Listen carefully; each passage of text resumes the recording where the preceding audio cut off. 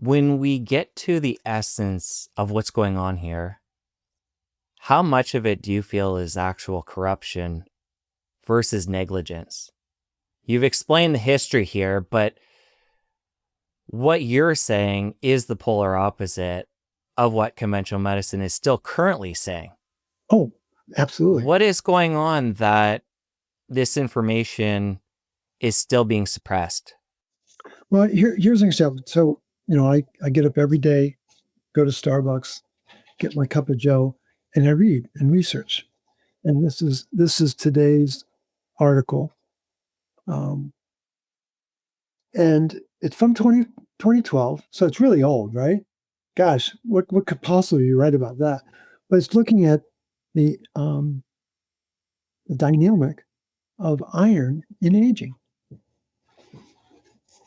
And there are all these experts now about aging and longevity, and how many of them talk about iron? Very few. It's the most primal aspect of aging is iron accumulation in our tissue. And why does the iron accumulate? And what they say is ferroportin is not working right. They put it in black and white in this article. So I think when I started out, I was probably more conspiratorial than I am now, but there was some active, campaign or whatever. I've just sort of dropped that sword, let it go, and I think there is a lot of negligence. I think there's what really troubles me is the lack of curiosity. That's the part that really troubles me the most. Is that I think far too many people in public, but they're practitioners, don't have the curiosity to say, is there more to the story? Could there possibly be other factors than just this moronic belief in lack of iron on a planet that has a lot of iron? And I mean, I can cite some pretty compelling research that would argue, wow, maybe there is an agenda. But I can also cite a lot of other research that says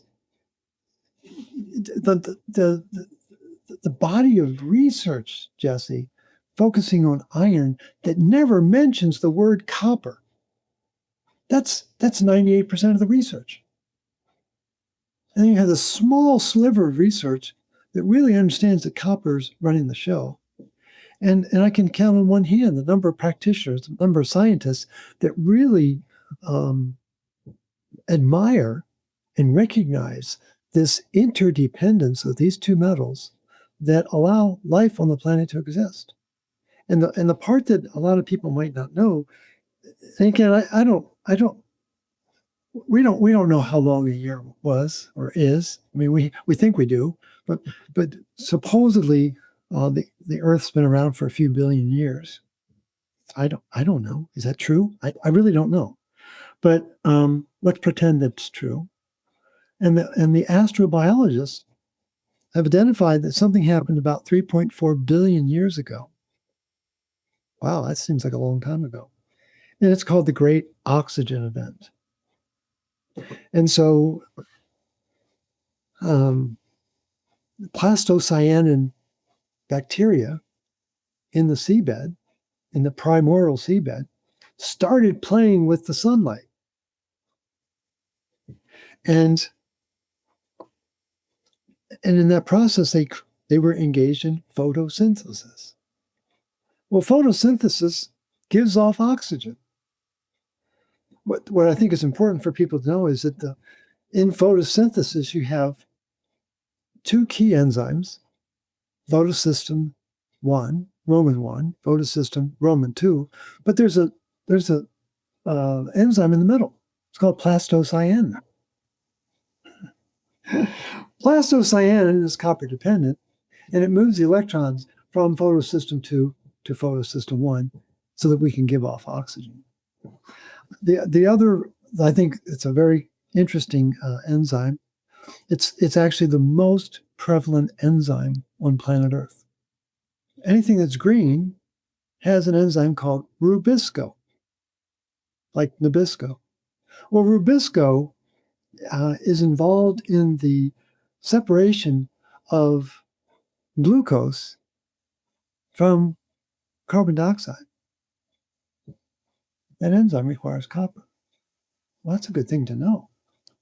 And so Rubisco dominates. It is the number one enzyme on the planet.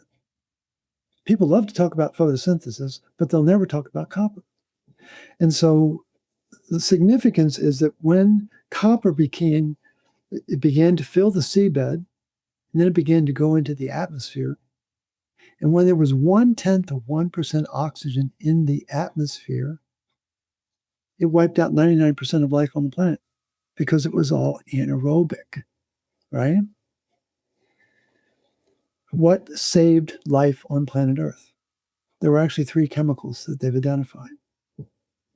One is what I think is, I would argue, maybe the most important enzyme on the planet. It's called cytochrome C oxidase, and it's a multi-copper oxidase. And the gift of those enzymes is that they turn oxygen into 2 molecules of water so that you can release energy in biological systems. That's a really big deal. To turn oxygen, again, oxygen is the second most reactive element on the planet after fluorine gas. We have fluorine gas, O2, O3 is the third most reactive. We can talk about that at a later point if you want. But turning oxygen into water is a copper-dependent process. Then another chemical that was really important in terms of saving life on the planet, it's called melatonin. You've heard of it. Well, it's not a sleep aid. It's the master antioxidant in the mitochondria. It doesn't work without copper. The master antioxidant in the cell, glutathione, doesn't work without copper.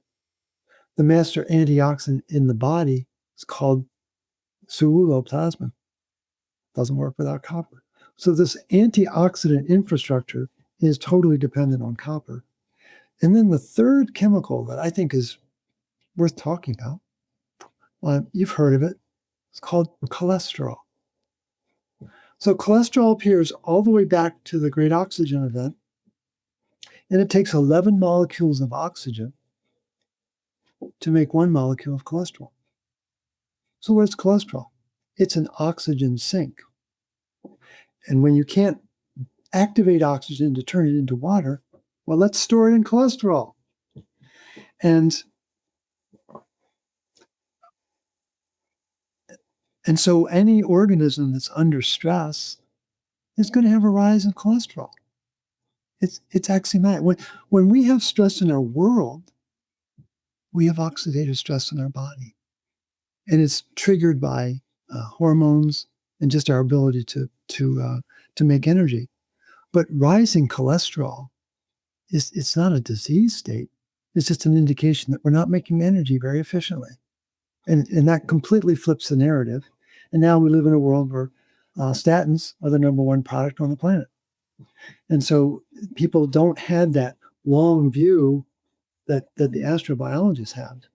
And so a lot of confusion around that.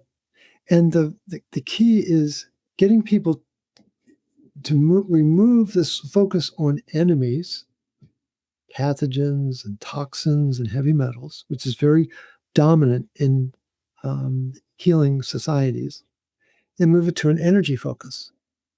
And that's the work of Douglas Wallace at Children's Hospital of Pennsylvania. He admonishes his colleagues and his clinical peers that they don't understand how energy is made in the biological system. And I don't think they do. And so when we make energy, we can stay in homeostasis. And that's the power of those chemicals. And so I think the confusion is based on a lack of understanding about how these key mechanisms are taking place. And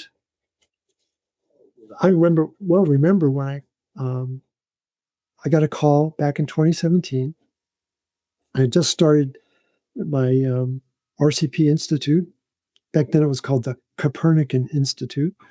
And Ben Edwards from Lubbock, Texas, called up. He said, I'm really excited about what I'm hearing about your program, and I'd like you to come to Lubbock and teach it to me and my 9 nurse practitioners. And I said, well, I'm not sure I want to do that. He said, what? I said, well, no offense, Ben, but I think you're part of the problem. He should have hung up the phone right then, but he didn't, thank God. And he said, no, wait. You don't understand. He said, you can blame my handlers. He said, but I didn't learn this in medical school. And that was the breakthrough for me to realize, oh my gosh, maybe there is this complete lack of awareness because it's been either overlooked, let's be generous, overlooked, or it's been engineered. Yeah, I don't know where we are on that spectrum. What I do know is that the public and the practitioners need this information to be more effective and impactful in what they do. And I've, as I said, I've dropped the sword of trying to figure out who to blame. I'm focused on educating people. And let's not worry about how it happened. Let's just make sure that we move beyond, get into an enlightened state of let's focus on energy. And then the immune system knows what to do, the metabolic pathways know what to do. And it's a completely different biological system with energy being produced. If you enjoyed that clip, you're going to want to head over here and catch a full episode. I'll see you over there. The practical basis of the protocol is to get people to realize that it's a 3-ring circus that runs life on planet Earth: copper, iron, and oxygen. And if they don't play well together, you're going to have oxidative stress.